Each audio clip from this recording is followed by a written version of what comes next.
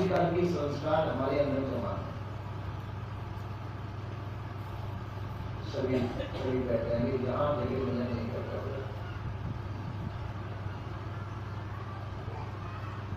अनादिकाल के संस्कार हमारे अंदर,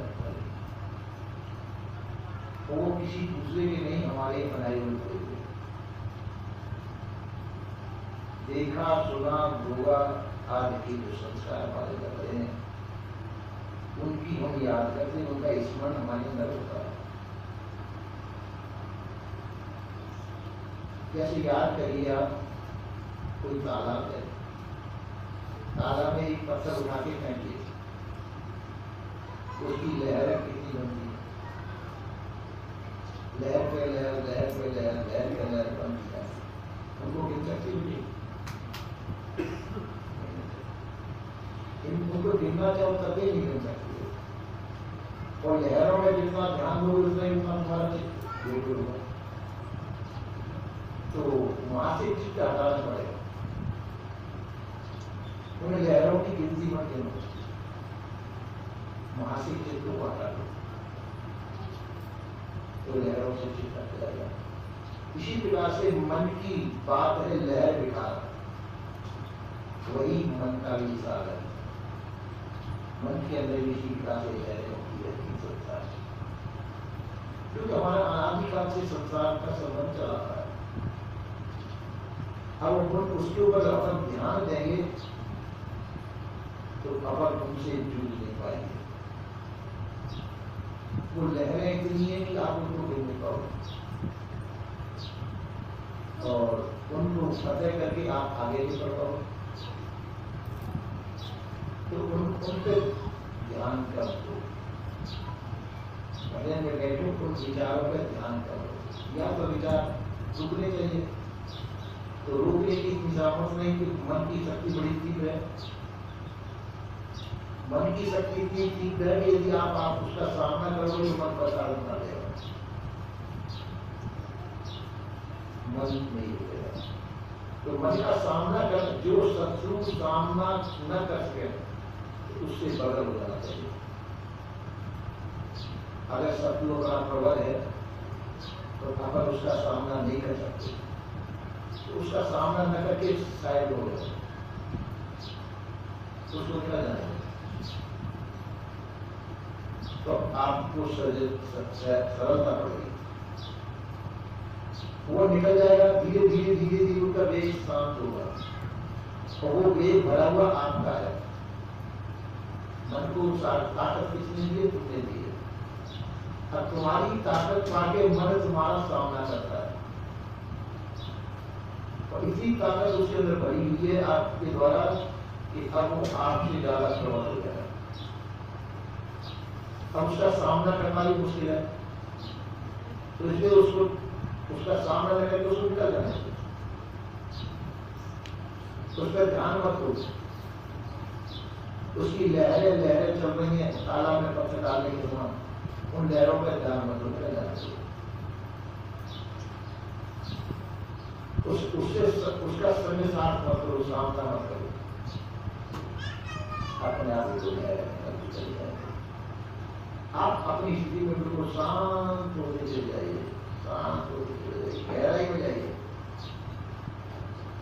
लहरों का सामना न करके आप अपने आप में आइए। धीरे धीरे धीरे धीरे वो लहरें आपकी टूटती चली जाएंगी। उसमें असंगता, जिसको कहते हैं असंगता आंदोलन, हम उसके संग करके, जो शत्रु प्रबल होता है उसका संग सामना करके नहीं जीत सकते, उसको साइड दे देना चाहिए। हमको अपना शांति मानना चाहिए, अपने आप में शांत होते चले जाए, शांत गहरी शांति लेते चले जाओ। तो वह जब प्रबल होगी, जब वैरागी ग्रहण करोगी।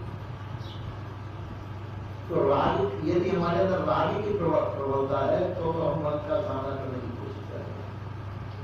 मन बार बार तुमको पछाड़ मारेगा, आप घायल हो गया तो हिम्मत टूट जाएगी हमारी। मन का सामना करने से मन जो बार बार पछाड़ मार देगा हमारे में, या तो तुम्हारी हिम्मत छोड़ कर अब हमको भजन नहीं करना है। क्या करें, हम बस हिम्मत तोड़ रहे हो। तो यदि सामना करने की ताकत नहीं हो तो सामना मत करो। अपनी गहराई असंग का आंदोलन 40 दिन चला था ना, असंग का आंदोलन। इसी प्रकार से संसार का सामना न करके आप अपने आप में असंग हो जाइए, मन का सामना मत करो।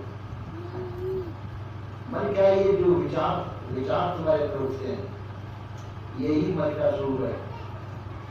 संकल्प विकल्पात्मक मन, तो संकल्प विकल्प जो हमारे अंदर होते हैं, ये मन का स्वरूप है। और इनको हमारा रोकने की ताकत नहीं है, तो साइड होकर के फिर अपना अभ्यास करें। धीरे धीरे धीरे धीरे मन को जो शक्ति आपके द्वारा दी गई है, अपना भी वो शक्ति करुणा होती चली जाएगी। दूसरा उदाहरण देता हूं, जैसे कहीं बाढ़ आ रही हो, पानी का ढेर हो, और आपने बंदा लगा दिया है पानी को रोकने, और पानी की ताकत ज्यादा हो, वो तुम्हारे बंदे को तोड़ देगा, ऐसा लगता हो। तो उस बंदे में क्या करना चाहिए, थोड़े छेद लगा देना चाहिए। कहीं आपने देखा भी होगा, जहाँ बांध लगाते हैं या मुंह बांधते हैं, दीवार लगाते हैं, पानी गिरने पर वहां छेद छोड़ते भी थे, तो जिससे पानी का जो बहाव हल्का हो जाता है, पानी का वेग हल्का हो जाता है, तो वो दीवार नहीं टूटती है, या पानी का बहाव होता है। तो इसी प्रकार से हमको भी चाहिए छोटे छोटे होल कर देते हैं दीवार में जितना से, इसी प्रकार से हम भी उसमें होल छोड़ दें। पर भाग्य की वो कभी बढ़ेंगे कभी घटेंगे, कोई परेशान नहीं।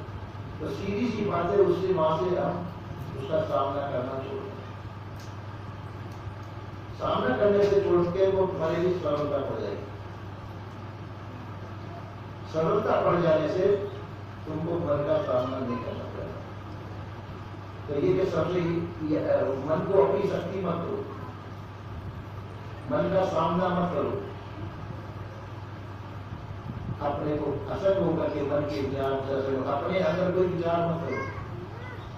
तो जो पहले के विचार हो गए हैं उनको रोको ही मत, उनको निकल जाते रास्ता देखो।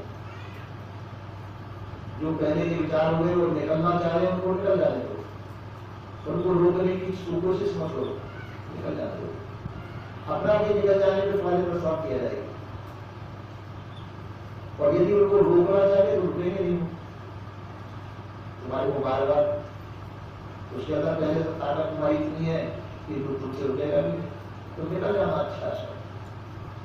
इस प्रकार से करते करते करते करते वो मन की शक्ति क्षीण होगी, और तुम्हारी जो अभ्यास करोगे, इस अभ्यास की ताकत बढ़ेगी। और एक समय वो आएगा कि तुम उस मन को रोकने में सफल हो जाओगे, तुम्हारी को विजय प्राप्त होगी। मनोजय जिसको मन के ऊपर विजय प्राप्त होगी। जिस समय मन के ऊपर तुम्हारी विजय प्राप्त होगी, उस समय तुम्हारे अंदर विशेष शक्ति होगी। मन के ऊपर विजय प्राप्त करना कोई साधारण काम नहीं है। मन के ऊपर विजय पाना बहुत बड़ी चीज है। ये भी कोशिश नहीं करनी कि हम एकदम से मन में विजय प्राप्त कर लें। एकदम मन इतना बड़ा शत्रु है तुम्हारा, एकदम उस पर विजय प्राप्त नहीं कर सकते। धीरे धीरे पर हिम्मत भी नहीं आनी चाहिए, उस पर हिम्मत भी नहीं आनी चाहिए, अपना प्रयास तोड़ना नहीं चाहिए। कहते कि एक तरह की बात है, कोई मुसलमान आक्रांता था, शायद तैमूर था या प्रोफेसर के हाथ नहीं है, कहते आते तो वो कई तरह हारा, तो हार करके जो है बहुत निराश हो गया, सोचा था मेरे को लड़ाई नहीं होती है, एकदम हताश होकर के घायल होकर के पड़ा हुआ है, हिम्मत हार चुका है, अब मुझे आक्रमण नहीं करता, मुझे नहीं करता। तो हिम्मत हार के बैठा हुआ है, तो वो देखता है एक चींटी को, एक खंबा है, बड़ा चीकना है, मगर चीकना मतलब रपटदार, जिसमें पैर फिसल जाते हैं, तो चींटी चढ़ती है उसको, और चीटी करती है, बार बार वो गिर जाती है, फिर चढ़ने की कोशिश करती है, फिर गिर जाती है, तो बार बार चढ़ती है, बार बार गिर जाती है, वो देखता रहता है। तो देखता रहता है, तो एक समय वो आता है, आखिर में चीटी उस खंबे पे चढ़ी जाती है। उसने जो मुस्लिम आक्रांता था उसने सोचा कि ठीक है, आपके घर पे चला जाएगा, ये चीटी सफल हुई है तो मैं तो नहीं सफल होगा। उसने फिर चढ़ने का वो किया, ऊपर चढ़े और फिर उसकी विजय प्राप्त हुई। इसी प्रकार से मन के ऊपर बार बार हमको हार होती है, पर बार बार हार होने से ये नहीं समझना चाहिए हम बिल्कुल हार जाएंगे, अपनी हिम्मत नहीं छोड़नी चाहिए और अपनी कोशिश बरकरार चालू करना ही चाहिए। हिम्मत भी मत हारो, अपना प्रयास चालू किए, एक गलत तुमको विजय प्राप्त होगी। अगर हिम्मत नहीं छोड़ी तो हिम्मत तो लगे तो बड़ी हार है। इसी प्रकार से क्योंकि सबसे पहले इंद्रियों को विजय प्राप्त करना, ज्ञान इंद्रिय हमारे पास मौजूद है, कर्म इंद्रिय हमारे पास मौजूद है, आंख, कान, नाक, त्वचा और जिह्वा, ये हमारे पास ज्ञान इंद्रिय है। इनके ऊपर विजय प्राप्त करना ये भी मुश्किल है। हाथ, पांव, लिंग, गुलाम, इनमें भी विजय प्राप्त करना मुश्किल होती है। इन पर विजय प्राप्त करने के बाद अंतःकरण पर विजय प्राप्त करना, चित्त, बुद्धि और अहंकार, ये तुम्हारा अंतःकरण है। इस अंतःकरण के विजय प्राप्त करना ये कठिनता है, और कठिनता का मतलब ये नहीं असाध्य नहीं है, ये भी साध्य पर कष्ट साध्य। कोई रोग होता है साध्य, कोई असाध्य, और कोई होता है कष्ट साध्य। कोई रोग तो ऐसा है कि जोड़ी दवाई वाली में चला जाता है तो वो साध्य है, सरलता से दूर हो जाएगा साध्य। पर एक होता है कष्ट साध्य, मतलब वो काफी समय लेगा, कष्ट को काफी कष्ट देगा कि जब जाएगा। और एक रोग होता है असाध्य, जिसका कोई उपाय नहीं, जिसका कोई दवाई नहीं, ऐसा होता है। तो ऐसा असाध्य रोग कोई तुम्हारे अंदर, तुम अपने अंदर में बिल्कुल निरोग हो। जो भी रोग है शरीर के हैं, और शरीर तुम्हारा स्वरूप नहीं है। संसार के जो भी रोग है, जो भी विकार है, तुम्हारे अंदर नहीं है। तुम इनसे बिल्कुल अलग हो। अपने मन के रोग के भी तुम साक्षी हो, चित्त, बुद्धि, मन, अहंकार के तुम साक्षी हो, इंद्रियों की भी तुम साक्षी हो, सबको तुम जानकार हो। किसी दूसरे से पूछने की तुमको आवश्यकता भी नहीं, मेरी सफलता होगी कि नहीं होगी, अपनी सफलता सफलता तो तुम स्वयं देख सकते हो, उसकी परीक्षा तुम स्वयं कर सकती हो कि मेरे को कितनी सफलता मिल रही, कितनी असफलता मिल रही है, और उसके अंदर प्रयास के होना तुम्हारा ही काम है। ऐसे प्रयास होते होते एकदम से आगे बढ़ना, धीरे धीरे, कोई बात नहीं, जल्दीबाजी करने की आवश्यकता नहीं। जल्दबाजी करने से अपने हिम्मत आगे हो सकते हैं। धीरे धीरे प्रयास करते करते इंद्रिय गम्य प्रयास, अंतःकरण गम्य प्रयास, इनसे ऊपर प्रयास, जब अंतःकरण के ऊपर तुम्हारी विजय प्राप्त होगी, तुमको अपना घर प्राप्त हो जाएगा। अपना घर तो अभी भी प्राप्त है, पर प्राप्त होते भी अप्राप्त जैसा है, क्योंकि संसार के इतने झमेले से तुम जूझ रहे हो, अपने घर का पता नहीं चलता। जब संसार की झंझट दूर हो जाएगी तो तुमको अपना घर नहीं देगा, अपने आप ही स्वीकार होगी। तो संसार का झंझट दूर होने पर, तो संसार का झंझट कब दूर होता है? संसार का झंझट है रागात्मक, और इसमें हमारी रुचि होने से हम संसार का राग नहीं छोड़ पाते। संसार में हमको प्रियता रखती है, संसार में हमारा प्रेम है, तो ये संसार का प्रेम वैराग्य के द्वारा जुड़ता है। जब तक हमारे अंदर पूर्ण रूप से वैराग्य नहीं हुआ, जब तक संसार का चलन नहीं छूटता।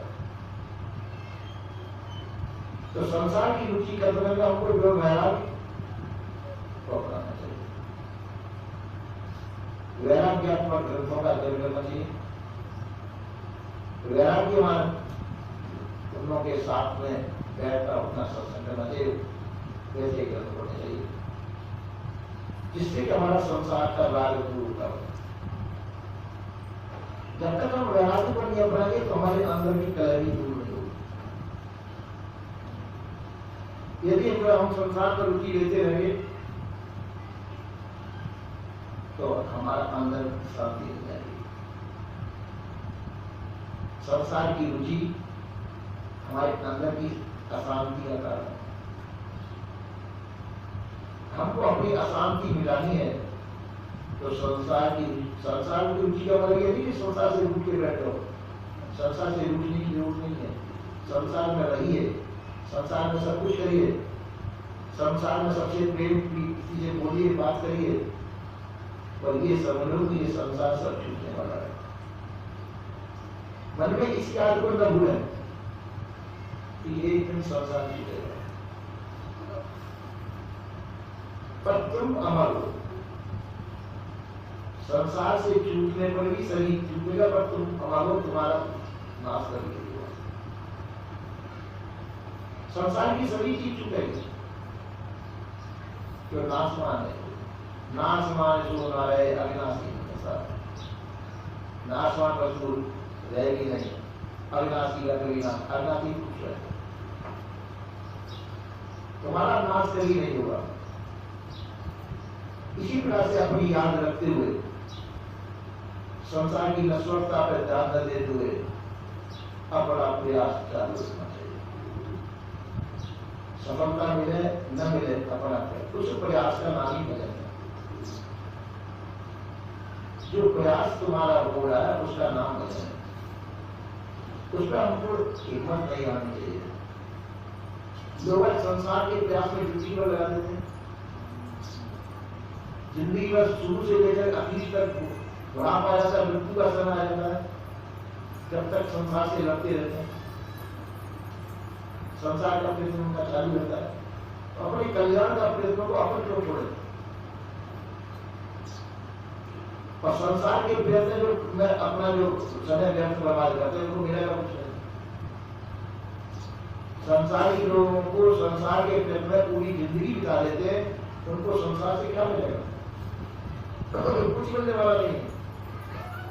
तो और उल्टे गलत संस्कारों को लेकर जाएंगे तो गाय भैंस घोड़ा गधा उनके किस तरह से जाएंगे।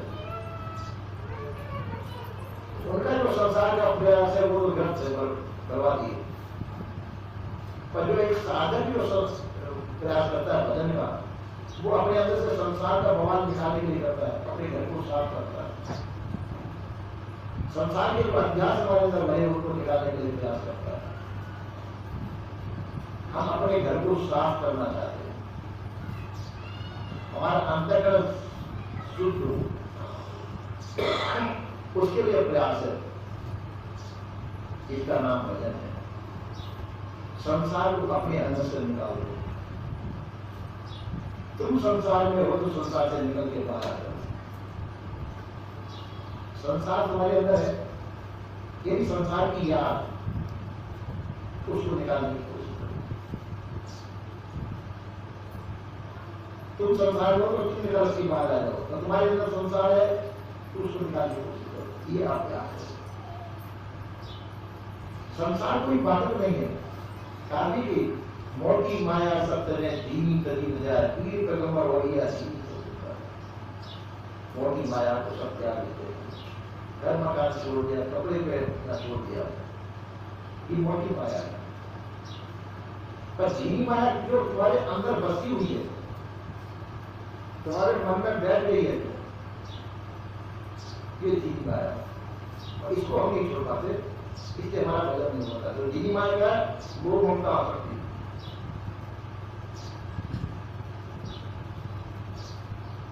तो मन का मोह हम नहीं छोड़ पाते, संसार को हम नहीं छोड़ पाते, तो इसलिए वो मोह हमारे अंदर बसा हुआ है तो वो निर्मलता नहीं आने देगा। निर्मलता नहीं आने देगा तो हमारा भजन नहीं होगा।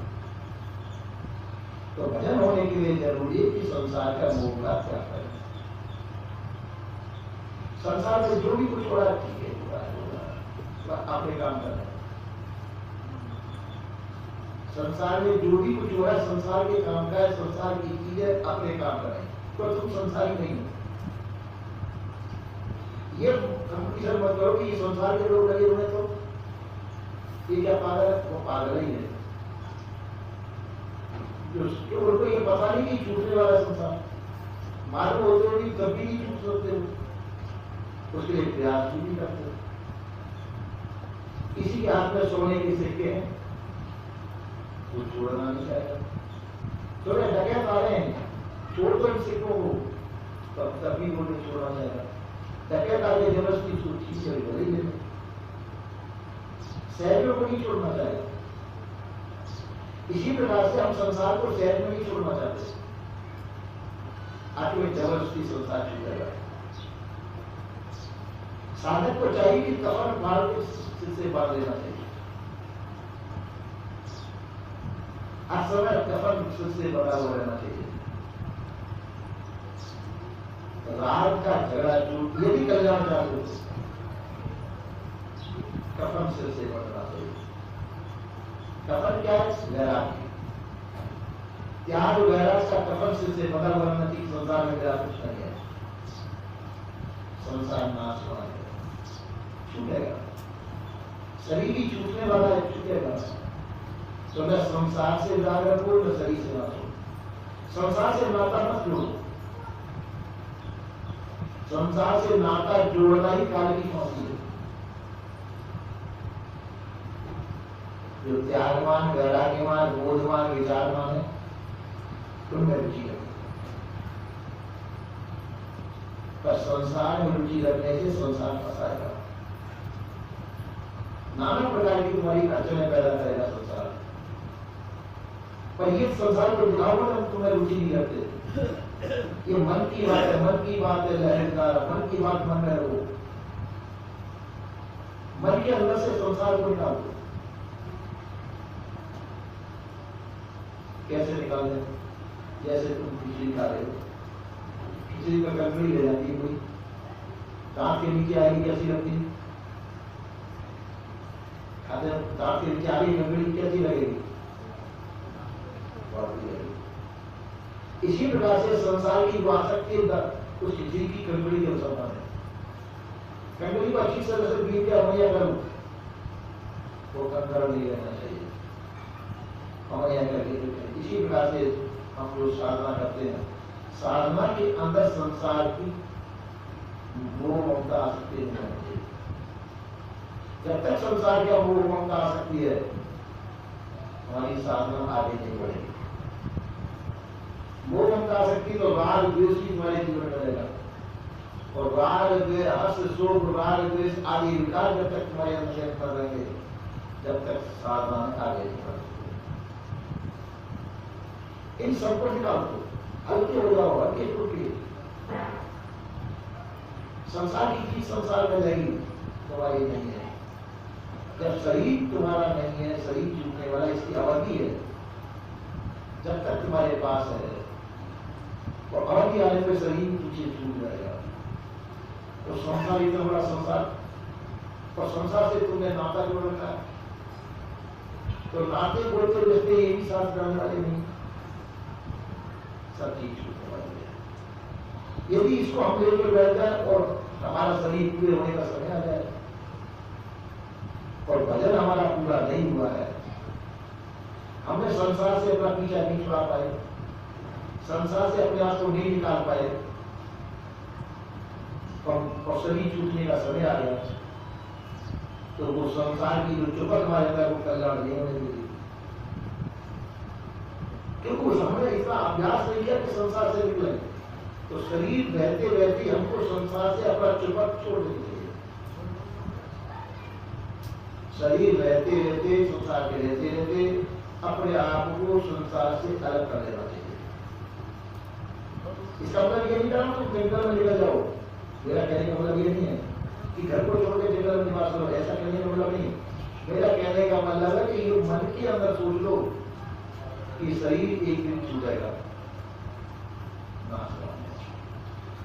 शरीर के छूटते ही संसार के तुमने जो अपने मान रहे छूटेंगे, नहीं छूटेंगे क्या? छूटेंगे सब। कौन कौन जो चीज सब छूटने वाली है तो उसमें रख करके हमारी हानि के फायदा है। जो चीज छूटने वाली है उसको अपना मान के उसको हम पकड़े हुए रहे, उसमें अपना नुकसान है। और पहले से पहले हम उसको छोड़ दें तो मन के अंदर से निकाल दें, पहले से ही अपना मन सब लोग से तो कम से कम तुम्हारा बदन तो हो जाए। और जब तक संसार के अंदर तुम्हारी अहमता ममता रहेगी, वो ममता आ सकती है, बदन नहीं होनी चाहिए, तो संसार से अपनी चिपट हटा दो। संसार में तुम फंसे हो उस फंसाव को हटा दो, संसार से राग मत रखो, संसार से त्याग और वैराग रखो। ये त्याग वैराग तुम्हारे पक्के साथी हैं। ये त्याग वैराग ही तुम्हारी साधना को प्राप्त करेगा। जब तक त्याग वैराग तुम्हारे साथ है, ये तुम्हारा पक्का साथ है। तो यदि त्याग वैराग को तुमने छोड़ दिया, संसार तुम्हारा साथ नहीं देगा। संसार तुम्हारा शरीर का साथ दे सकता है, तुम्हारा साथ नहीं दे सकता है, तुम्हारे कल्याण का साथ नहीं दे सकता है। संसार तुम्हारा साथ नहीं है, संसार संसार का साथी है। तो जो हम संबंध किससे जोड़ते हैं? संसार से जोड़ते हैं, और संसार का संबंध जोड़ते हम संसार में वापस बार बार आते हैं। तो बार बार मरते मरते जल हुआ मुए न जाना कोई, ऐसा हुए के ना हुआ जो बहुर न मरना हो। एक सज्जन तो मेरे से कहते थे, आप मरने की बात ज्यादा कि मरने की बात मत करो, कोई और बात किया करो, तुम्हारी और कोई बात नहीं है। मेरी शक्ति यही कि संसार से तो मरना होगा, ये बुरी नहीं करनी चाहिए। एक दिन मरोगे कि नहीं मरोगे? तो मरेंगे, जब मरेंगे, अभी तो नहीं मर रहे हैं। आखिर में उस बात को पहले ही याद रखो, मरते मरते चलूंगा, मरते मरते सब संसार मर रहा है। और मरना नहीं जा रहा, कैसे मरे? मर तो समय मरे कैसे? मरना नहीं पहचाना। उस मरने को पहचाने तो बार बार मरना नहीं होगा। ऐसा हुए के नाम हुआ जो कॉपरेट में मरना होगा, बार बार ना मरना पड़े। ऐसा तो कैसा होकर मरना चाहिए? मोह ममता आसक्ति से रहित होकर मरना चाहिए। सभी प्रकार की संसार की वासनाओं को खत्म करके मरना चाहिए, तो बार बार मरना नहीं होगा। और यदि तुम वासना लेकर के मरो तो वासना तुमको बार बार संसार में लगी, तुम्हारे अपने अमृत में स्थित नहीं होने देगी। जन्म मरण के चक्कर में तुमको बार बार डालती रहेगी। इसलिए अपने अमृत को प्राप्त करके संसार से पीछा छुड़ा करके ये यदि हमने कर लिया तो हमारा मनुष्य शरीर का कार्य पूरा हो जाए। कल्याण मनुष्य शरीर में कर सकते हैं आप, और कोई भी शरीर ऐसा नहीं जिसमें कल्याण हो सके। गाय भैंस घोड़ा गधा ऊंट खाइए, पशु खाइए, किसी में जो विवेक उनमें नहीं है। ज्ञान तो उनके अंदर भी है, कीड़े मकोड़े के अंदर भी ज्ञान है, तो उनके अंदर विवेक नहीं है। तो विवेक न होने से वो कल्याण प्राप्त नहीं, बिना विवेक के कल्याण नहीं हो सकता है। विवेक केवल मनुष्य के अंदर है, तो मनुष्य ही कल्याण प्राप्त कर सकता है। यह हमारी कोशिश होनी चाहिए, अपने विवेक को जागृत करें। विवेक जगा हुआ ही है, पर विवेक का हम आदर करें, अपने विवेक का आदर करें। और जो प्राप्त है संसार की वस्तु है उनका सदुपयोग करें। उनका सदुपयोग का मतलब जो तुमको प्राप्त है संसार की वस्तु, उसका अहंता ममता का त्याग करना है। जो भी चीज संसार की प्राप्त है ये मेरी है, मेरे लिए है, इस अहंता ममता का त्याग कर दें तो आप छूट जाते हैं। और यदि कहा कि ये मेरा है, जब तक मेरा शब्द रहेगा तुम्हारे अंदर, तब तक तुम उसमें फंसे हुए, वो तुमको छूटने नहीं देगा, तुम्हारा भजन नहीं होने देगा। तो इसलिए अहंता ममता का त्याग करना असली भजन यही है। संसार में तो है सब तरह से है, पर संसार में अहंता ममता का त्याग कर करते हैं। संसार में कोई चीज अपनी न समझे, शरीर भी तुम्हारा नहीं, जो चीज छूटने वाली वो तुम्हारी है ही नहीं। जो चीज तुम्हारी नहीं है उसको अपना समझना बेईमानी, बेईमानी छोड़ दो, ईमानदार बन जाओ। यदि कल्याण करना है तो ईमानदार बनो, बेईमान नहीं। और ईमानदार बनने का मतलब है कि संसार की चीज संसार को सौंप दो। संसार की चीज संसार धर्म है। आपके पास संसार की शरीर है तो शरीर से भजन करो, ये समझ के भजन करो कि संसार की चीज शरीर पूरा होने पर, अवधि पूरा होने पर, प्रारंभ पूरा होने पर शरीर तो छूट जाएगा। इस शरीर के अंदर चुपचाप को रखो, अहंता ममता का त्याग कर दो, ये मेरा है मैं इसका हूं ये त्याग कर दो। तो आखिर में शरीर बिल्कुल सब प्रकार के बंधन आपके टूट जाएंगे और बंधन से वही ताप हो जाएगा। और शरीर छूटा और बंधन नहीं त्याग पाए आप तो बंधनों से बंधे ले जाएंगे। एक सिंहासन चढ़ चले, एक बड़े जात जंजीर। एक तो व्यक्ति जंजीरों में बंध करके जा रहा है, एक सिंहासन में चढ़ के जा रहा है, दोनों बहुत ताकतवर बनता है। तो आप सिंहासन पर चढ़ कर जाइए, जंजीरों में बंध करके नहीं। जंजीर क्या संसार की गुरुओं का शक्ति लतीफ से बंधना, इन बंधनों का त्याग करके सिंहासन ज्ञान बोध विचार त्याग वैराग के सिंहासन पर चढ़ के जाइए। संसार को छोड़े तो त्याग वैराग युक्त होकर के छोड़े, कैदी होकर के न जाए, कैद खाने में न जाए। सिंहासन सिंहासन संसार को विजय प्राप्त करके जाए, संसार करें।